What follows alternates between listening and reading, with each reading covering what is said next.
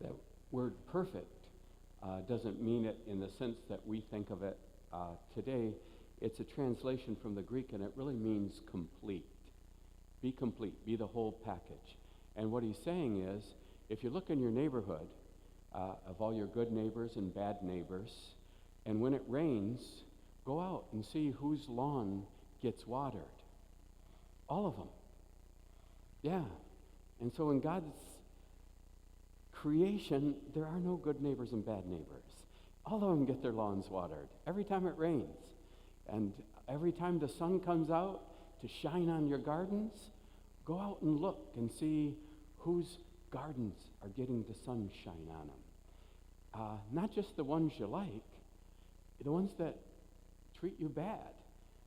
They get sunshine on their gardens too. And what God's saying is, I created everybody. I make the sun shine on everybody. I make the rain fall on everybody. And I want you to love everybody. Right?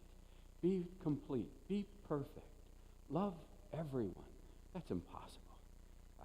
Geez.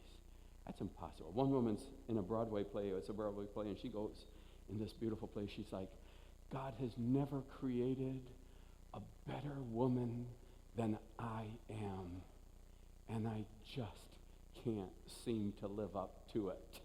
Yeah, God created us so good. No one better. God created you, no one better. Yet we don't live up to this impossible dream our Lord gives us of looking at how he treats everyone and us then loving them in that same way. There's a beautiful story about a Chinese warlord. And the Chinese warlord says to one of his generals, he said, I want you to go against that city there, and I want you to attack it. I want you to kill all my enemies, all of them. Give no one quarter.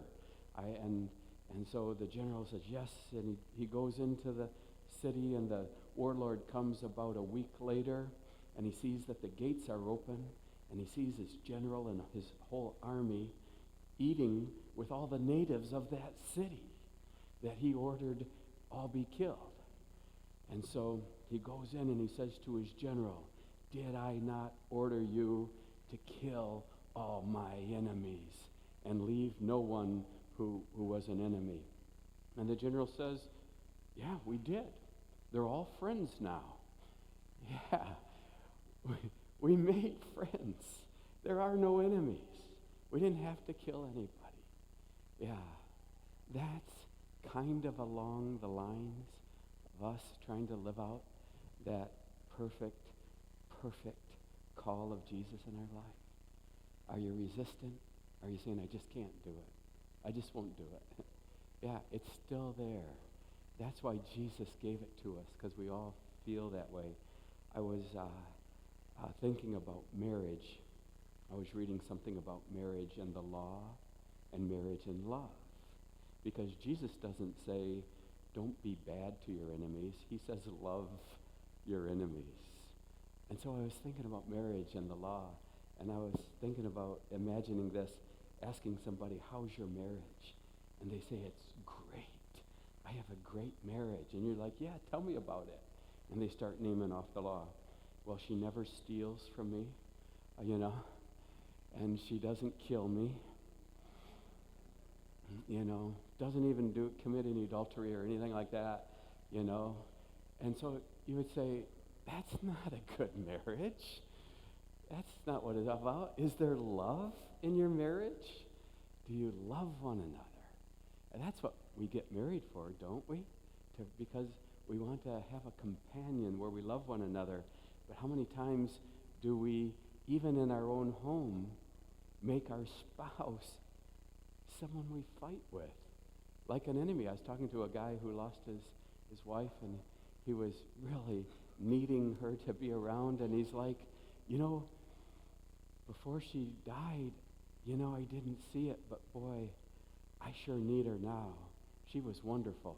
And so I went home, and Cindy and I started interacting in a way that would be, typical spouse annoying one another. And I'm thinking, I'm just glad she's here. I'm just glad she's here. I'm blessed to have her.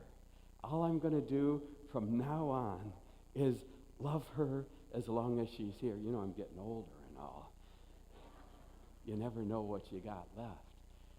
Yeah, marriage is supposed to be love.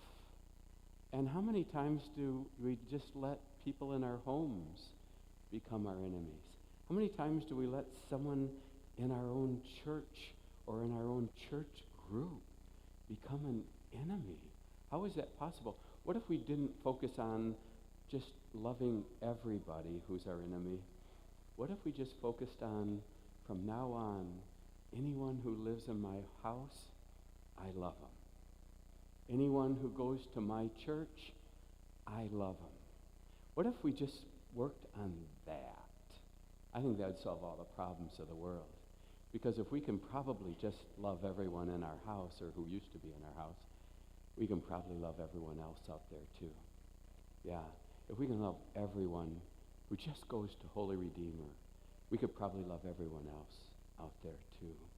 But if we just started here and focused here, there's a beautiful story of a man who moved. He bought a farm and he moved in, and he was determined that his new neighbors were going to be his friends. And so he bought the place, and as soon as he signed the deal, his next door neighbor came over and said, I don't know what you know, but when you bought that farm, you bought a lawsuit because your fence is 10 feet over on my property. And the man said to his new neighbor, he said, when I moved here, I was determined my neighbors were going to be my friends. So you go move that fence wherever you think it should be.